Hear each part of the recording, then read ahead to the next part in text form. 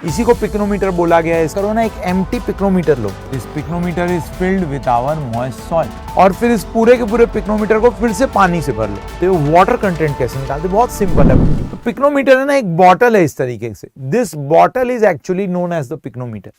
एक देख रहे हैं ना ग्लास जार है, ग्लास बॉटल है, इसी को पिक्नोमीटर बोला गया है। इसके ऊपर ऐसे ब्रास का कैप है, कैप के ऊपर होल है, रबर वॉशर एक्सेट्रा बहुत कुछ है। तो बस कुल मिला के ये जो ग्लास बॉटल है ना, यही मेरी पिक्नोमीटर है। अब इस ग्लास बॉटल को यूज करते हुए किस तरीके से हम वाटर कंटेंट निकालते, please let's see this. Board पे ध्यान दो, मैं पूरा प्रोसेस समझा रहा हूं तो अच्छे से समझ लेना प्लीज, पूरा प्रोसेस अच्छे से समझ लो, then we will proceed further. ये मेरा पिक्नोमीटर है, देखो एक ग्लास बॉटल है, इस तरीके से बना दूंगा मैं। दिस इज द पिक्नोमीटर, एक ग्लास बॉटल है वो मेरे लिए इस तरीके की। दिस इज द पिक्नोमीटर यार।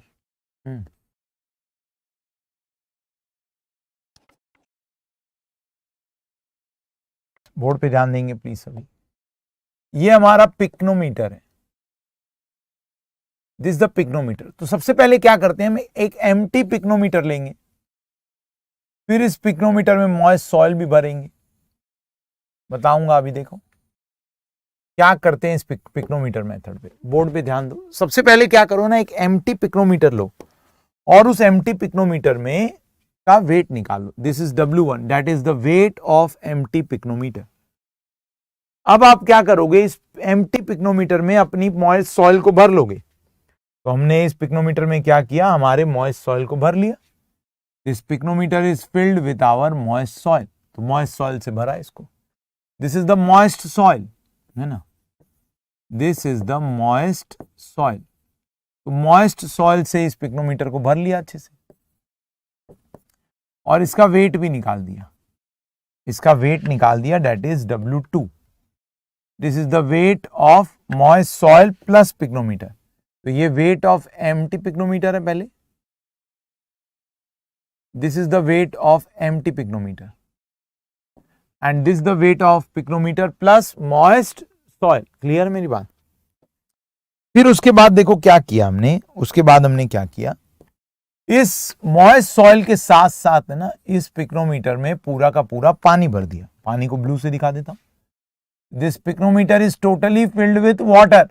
और ध्यान रखना है, अगर कोई एयर भी होगी ना इंट्रैप्ड, उसको निकाल देना है with the help of a vacuum pump. एक स्पेशल वैक्यूम पंप आता है जो इस पिक्नोमीटर की बॉटल के ऊपर अटैच कर सकते हो आप, और वो वैक्यूम पंप लगा के आप उसको ऑन कर दोगे। उससे क्या होगा, जो भी एयर है, वो जो भी एयर इंट्रैप्ड है वो निकल जाएगी।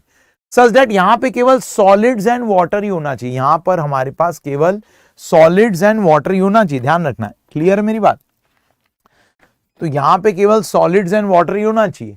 तो expel all the air entrapped with the help of a vacuum pump.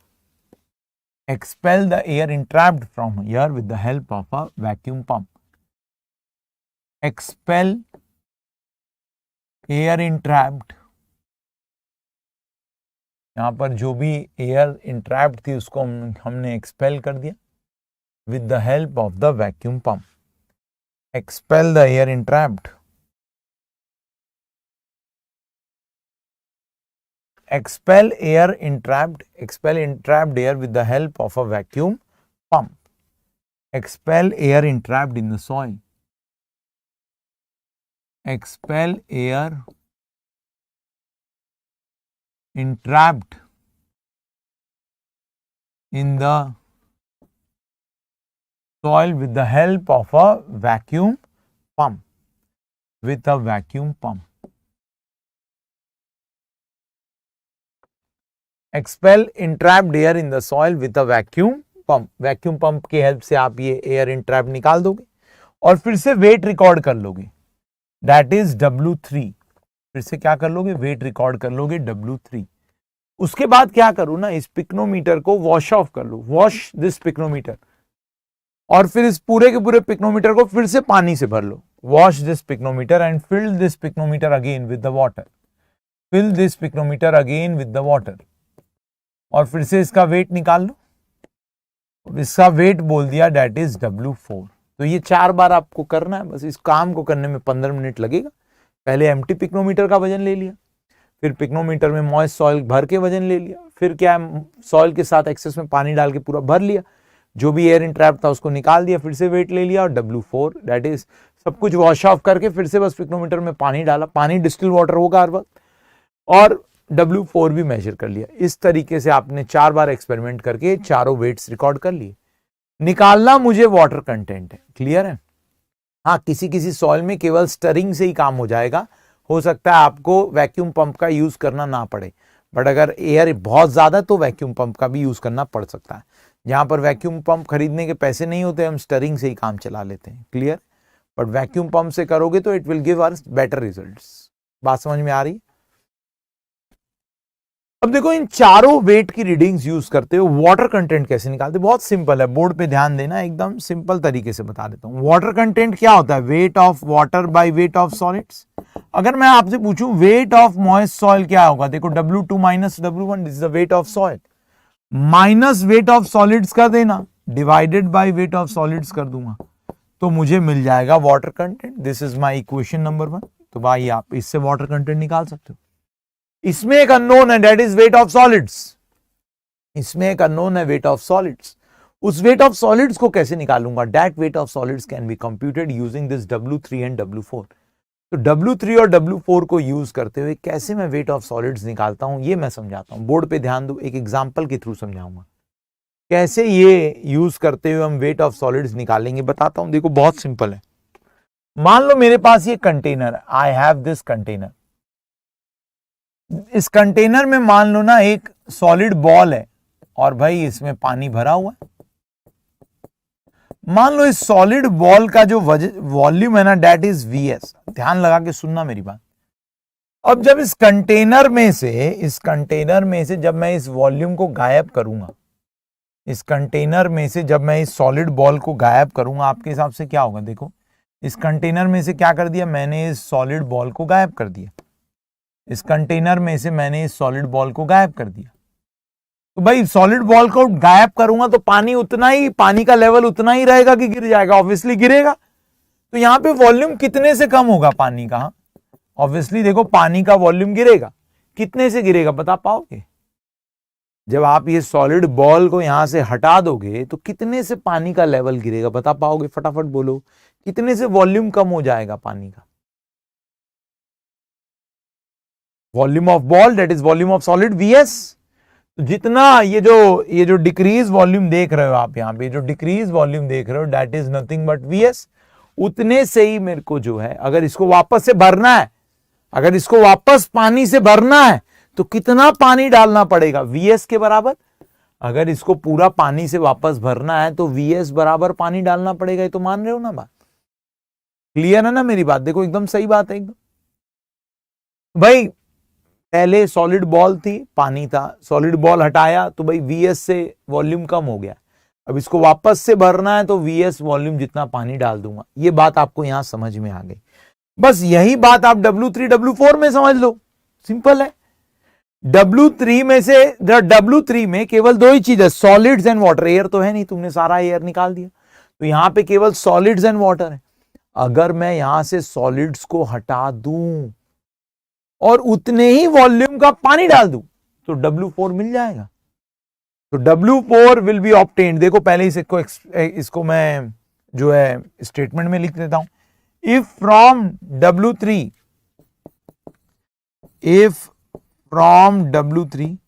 weight of solids is removed and replaced by water having volume of solids, then you will obtain W4। यही बोल रहा हूं।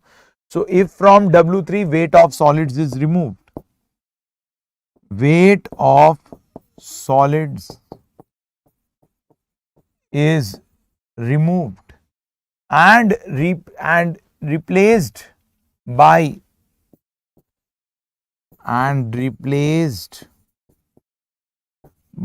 the weight of water, and replaced by the weight of an equal volume of water. W4 can be obtained and replaced by the weight of an equal volume of water. W4 would be obtained. W4 would be obtained. Clear है मेरी बात? ये बात आपको समझ में आ रही है? W4 would be obtain. So if from W3 weight of solids is removed and replaced by the weight of an equal volume of water, W4 would be obtained. ये तो बात समझ में आ रही है. उससे फिर आपको क्या मिल जाएगा? W4 की वैल्यू मिल जाएगी. तो कर लेते हैं बस ये काम. बोर्ड पे ध्यान दो. इसको अब मैं मैथमेटिकली लिख लेता हूं. Let's write this statement mathematically. Let's write this statement mathematically. Let's write this statement mathematically. भाई इसको मैथमेटिकली लिख लेते हैं. मैथमेटिकली लिखते हैं तो देखो क्या लिखेंगे. W4 इज इक्वल टू क्या है? देखो W3 में से पहले मैंने सॉलिड्स को हटाया तो कितना वॉल्यूम कम हुआ? सॉलिड जितना वॉल्यूम. अब फिर से इसको भरने के लिए वॉल्यूम ऑफ सॉलिड जितना पानी डालना पड़ेगा. तो वॉल्यूम ऑफ सॉलिड्स कितना होगा? WS upon GS gamma W. This is the volume of solids.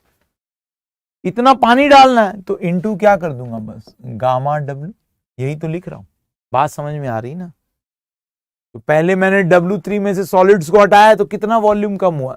Solids जितना. वापस से इसको भरने के लिए कितना पानी और डालोगे? जितना वॉल्यूम ऑफ सॉलिड्स है. ये VS है. This is my VS. VS into gamma W. तो पानी का वजन कितना ऐड हुआ? VS gamma W. तो आपको क्या मिल जाएगा? W4. बात समझ में आ रही? तो इससे आप क्या निकाल लोगे? Using this you can find out the using this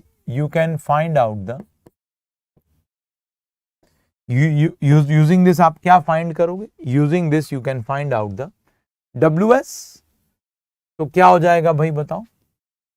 W3 minus W4 करोगे तो WS into 1 minus 1 by GS is equal to W3 minus W4. यही लिखूंगा मैं. बात समझ में आ रही? तो WS क्या हो जाएगा? That is